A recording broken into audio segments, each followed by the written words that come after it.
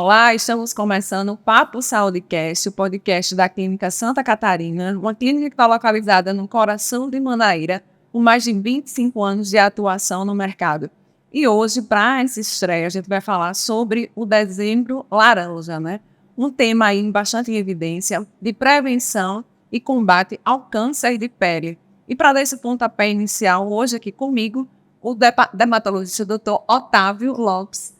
Doutor Otávio, né, bem-vindo aqui ao seu espaço e estreando aqui o nosso podcast. Luiz, é uma satisfação muito grande a gente abrir esse espaço para essas discussões, para a gente falar com a sociedade, para a gente trazer informação que valha bastante para o crescimento da saúde coletiva, de uma maneira geral, né? Porque a gente vai falar aqui em muitos temas ligados à dermatologia, mas temas também ligados à reumatologia, à endocrinologia, e temas que são importantes para que as pessoas tenham conhecimento e melhorem a qualidade de vida.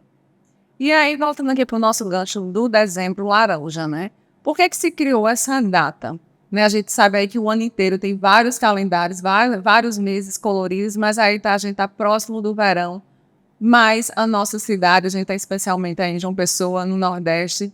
Eu queria que o senhor começasse falando da importância dessa campanha nesse período crucial que a gente está vivendo. Pois é, o câncer de pele, essa campanha foi criada há uns 30 anos pela Sociedade Brasileira de Dermatologia.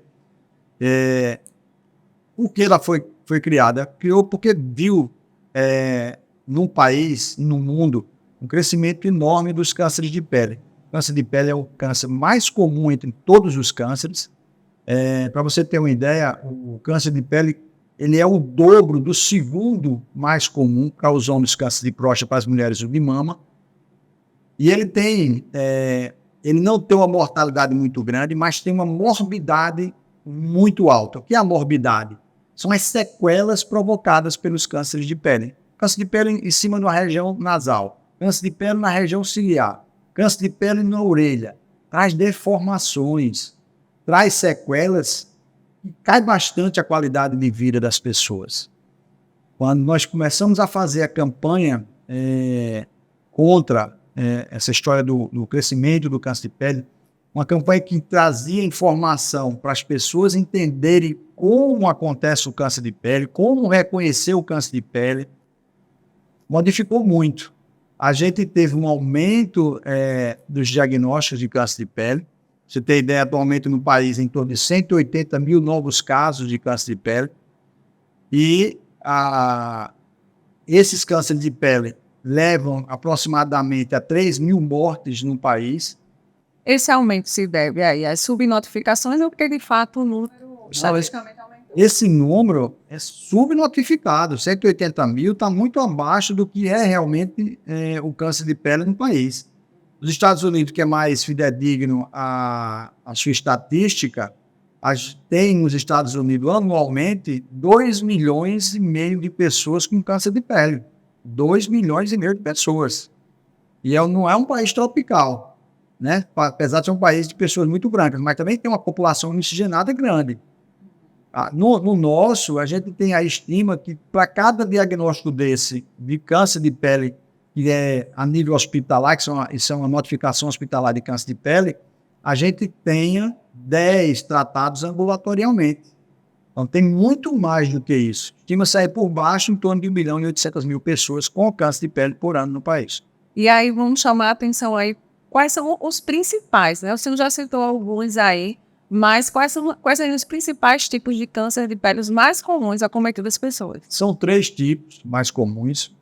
O carcinoma basocelular, que responde por 70% dos cânceres de pele.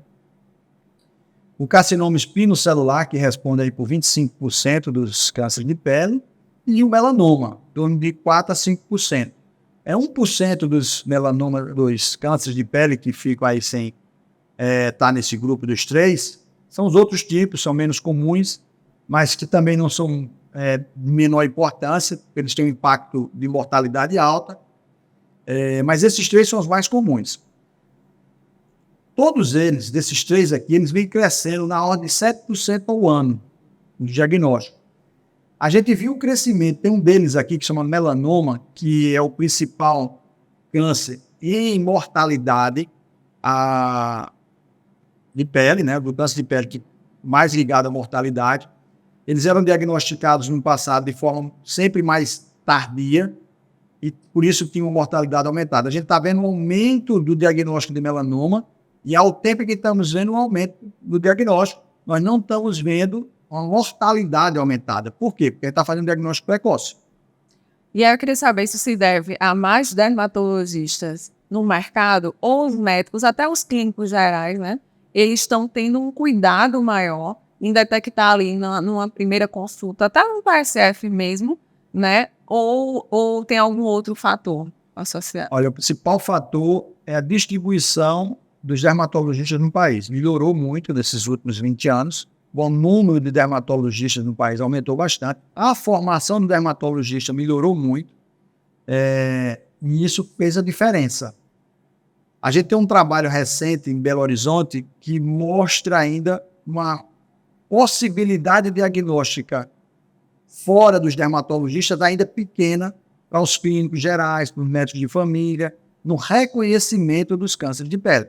Então, essas pessoas ainda não têm o mesmo preparo, sendo natural, que um dermatologista para identificar precocemente o câncer de pele. O dermatologista, quando vê uma lesão de câncer de pele e fala é um câncer de pele, a chance dele acertar é acima de 80%. Entendi. Então, vamos lá. Em relação a essa questão dos fatores de risco, doutor, assim, a gente, culturalmente falando, né, os nossos pais, os nossos avós, quando eram acometidos dessas patologias, né, mais malignas, né, estava muito associado ao estilo de vida em que os nossos antepassados eles tinham muito mais exposição solar, muitos agricultores. Hoje em dia, né, onde as pessoas estão vivendo muito mais na cidade do que no campo. Então, tem outros fatores agregados e essa questão genética, ela aí não é colocada como em primeiro lugar no fator de risco? A genética, todo câncer sempre passa por alteração genética, né? Então, qual alteração genética que a gente percebe de forma mais clara, de forma mais escarrada para o câncer de pele? É a cor da pele. A cor da pele é o principal indicador de risco de câncer de pele, né? As peles muito brancas e que se expuseram muito à radiação solar, que é o fator externo mais importante para determinar câncer de pele, essas têm um risco maior. Olha, você vai dizer, essas pessoas estão tomando ainda muita radiação solar, ainda está com os mesmos conceitos do passado na questão da radiação. Tem muita gente que ia no passado para se bronzear, com o propósito de bronzeamento. A gente está vendo hoje que as pessoas estão um pouco mais conscientes a respeito disso. Ela é bem mais consciente. Essas campanhas de câncer de pele tentam também levar essa informação para as pessoas. Mas, assim mesmo, os cânceres de pele aumentaram. Por que aumentaram?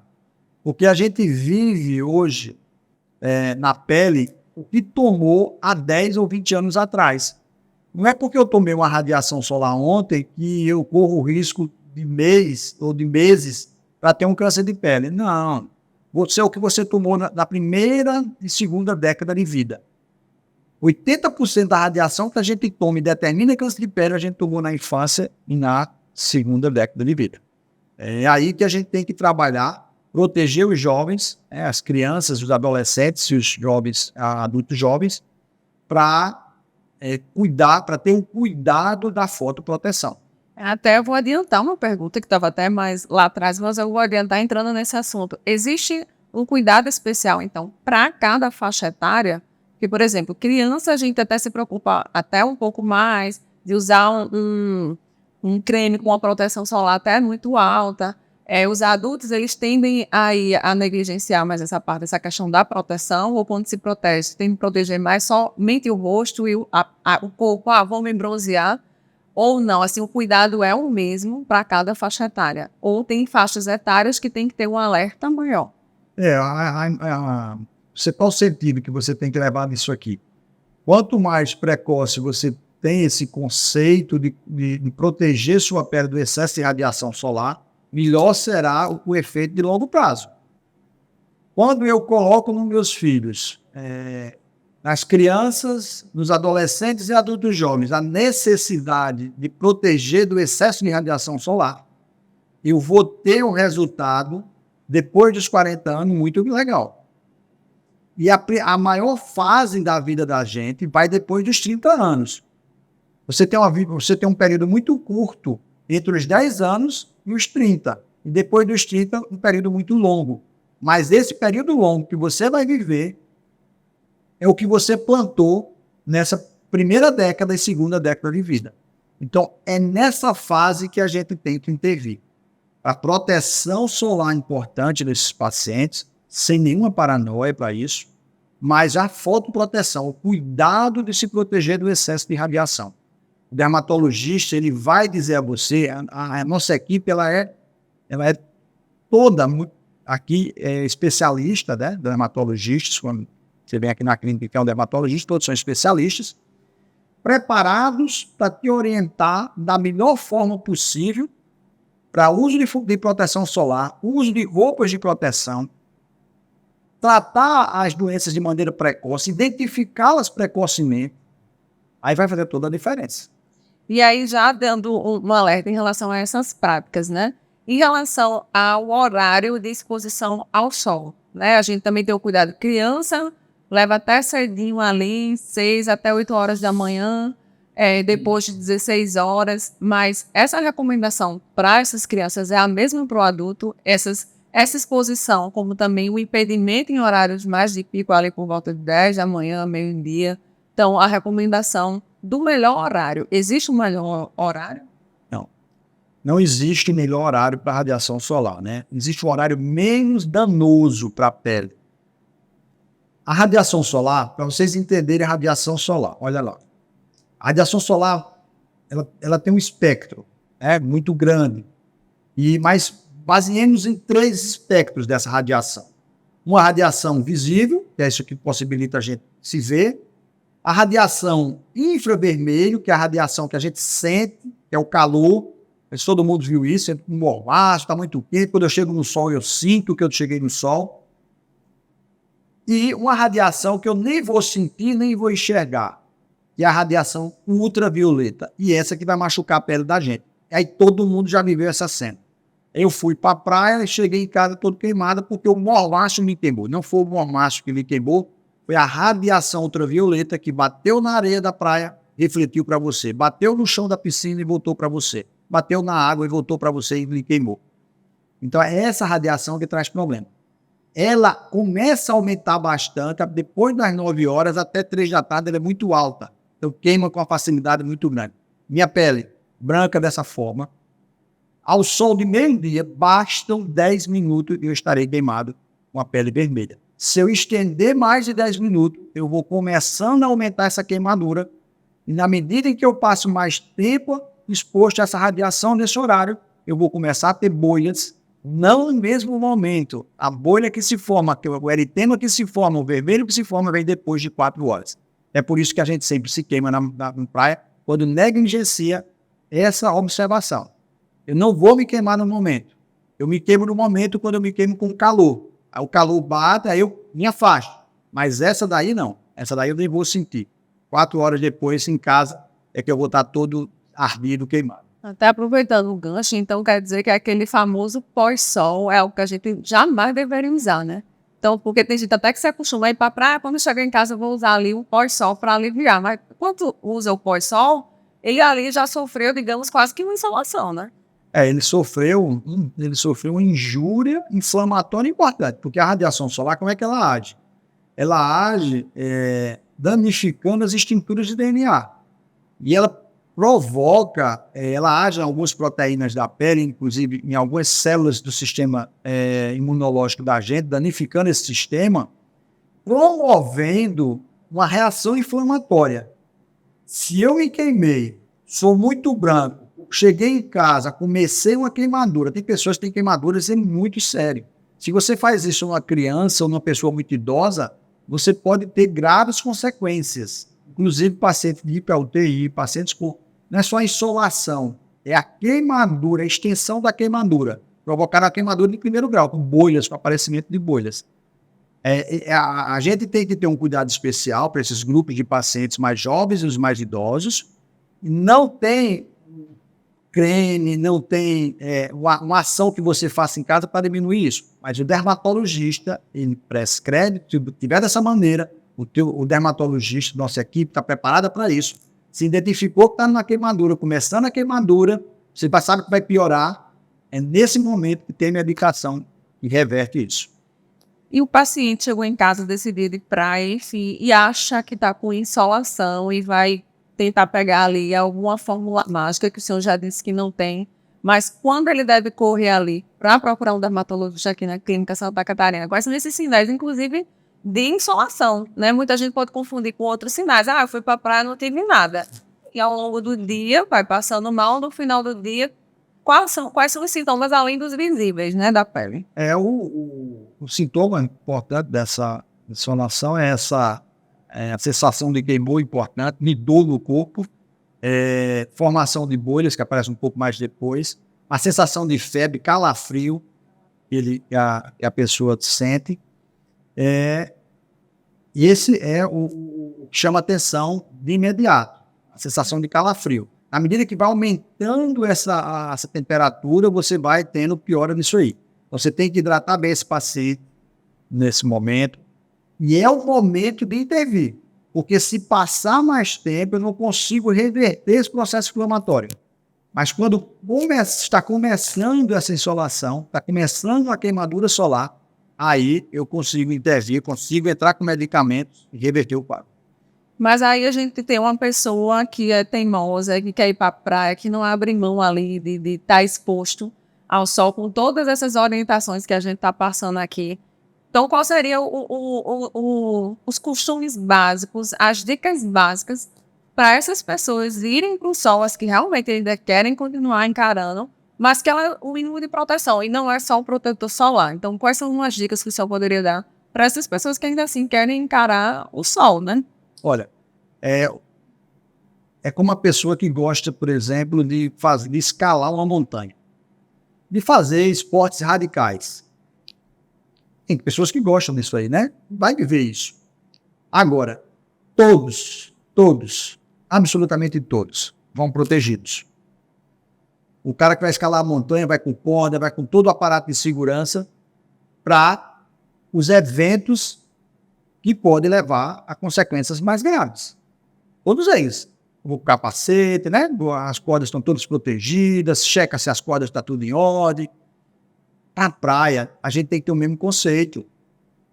Não é o problema de você estar na praia, de você estar vendo as pessoas, de você estar se investindo naquela praia. Agora, se eu vou ali, eu vou ter que diminuir o principal vilão de danificar a minha pele, que é a radiação solar, e excessiva. Não é a radiação solar pouco tempo. Passou de 15 minutos, é uma radiação solar excessiva. Dependendo do horário, então, isso vai trazer problema importante. Então, o que é que faz? Proteção solar. Primeira proteção física, debaixo de uma sombrinha, usar a camisa de proteção, usar um boné que proteja a orelha, que proteja também a nuca. Não esquecer de proteger as pernas. Você tem um conceito. Também, O dorso da mão, pé e mão, é muito importante isso. Tendo a ideia de que precisa se proteger, precisa diminuir a incidência de radiação solar direta na sua pele, vai bem. E aí, em relação a essa questão dos sinais de alerta, né? As pessoas... E aí, voltando mais para a campanha do Dezembro Laranja. As pessoas, às vezes, estão em casa, aparecem alguns sinais na pele e elas começam a negligenciar. A gente escuta muito, porque eu estou ficando velho, né? Porque isso aqui, enfim, eu não tinha aparecer, e começa a negligenciar. E aí... Quais são esses primeiros sinais de alerta? A gente que está sempre se observando, vendo o nosso corpo, qual é a alteração? É uma mancha vermelha, é uma mancha branca, né? Tem algum formato, enfim. Bom, a principal alteração, e isso quase todos os pacientes fazem essa queixa. Olha, doutor, eu estou com uma manchinha aqui, que eu estou passando a toalha, ela está sangrando com facilidade. Eu tenho essa manchinha aqui, que eu tiro essa casquinha de manhã, e no final da tarde já está novamente a casquinha aqui em cima. E ela não cicatriza. Não consegue, olha, eu não sou diabético. Não sei porque isso não está cicatrizando. E a mancha aumentando. Então, olha, mancha ou qualquer lesão que você tenha na pele, apareceu na sua pele, você não tenha isso. Você precisa esclarecer o que está acontecendo. Esse é o primeiro ponto. Então, principal achado, manchinhas vermelhas, que estão sangrando com facilidade, que estão formando cascas também com a facilidade muito grande, ela precisa ser vista pelo dermatologista. Outro ponto fundamental, as manchas escuras, sinais que aparecem na pele ou que estão mudando de forma, de tamanho, de cor, precisa ser visto por um dermatologista. E aí a gente reforça essa questão da importância do diagnóstico precoce, né? Então, tem muita gente que negligencia e só vem procurar um dermatologista quando algo realmente saiu do controle. E no câncer de pele, às vezes, é algo muito sutil, né? Então, qual a importância desse diagnóstico precoce? Aqui na clínica, vocês têm um atendimento muito vasto, apresentam aí vários serviços para esse paciente que chegar aqui. Então, qual a importância desse diagnóstico precoce? Você salientou na questão da clínica, que assim, como faz 25 anos que eu atuo como dermatologista, e desses 25 anos, a minha dedicação foi em cima de cirurgia dermatológica e oncologia cutânea. Né? Eu fundei o serviço do Hospital do Câncer, o serviço de oncologia cutânea do Hospital do Câncer, no Hospital Laureano. Fui eu quem fundei. Então, me dediquei muito da minha vida. Meu doutorado foi em cima de câncer de pele, também, da genética do câncer de pele. A clínica teve parcerias importantes em pesquisa de biologia molecular voltada para o câncer de pele. A gente investiu muito em tecnologias para o diagnóstico precoce do câncer de pele, para o acompanhamento dos pacientes de risco com câncer de pele. A gente tem um equipamento aqui que faz um mapeamento corporal do indivíduo. Então, a clínica se voltou muito para esse tipo de tratamento, tá? E a identificação precoce é que marca um divisor de águas. Marca tudo de bom para diante. Quando eu dificulto, ou quando eu tenho dificuldade em fazer esse diagnóstico, demora muito tempo para o diagnóstico, aí eu trago problema para o paciente vai, de fato, tá com problema. Dependendo do tipo que ele tenha de câncer, esse problema pode ser grave demais, inclusive levar a óbito.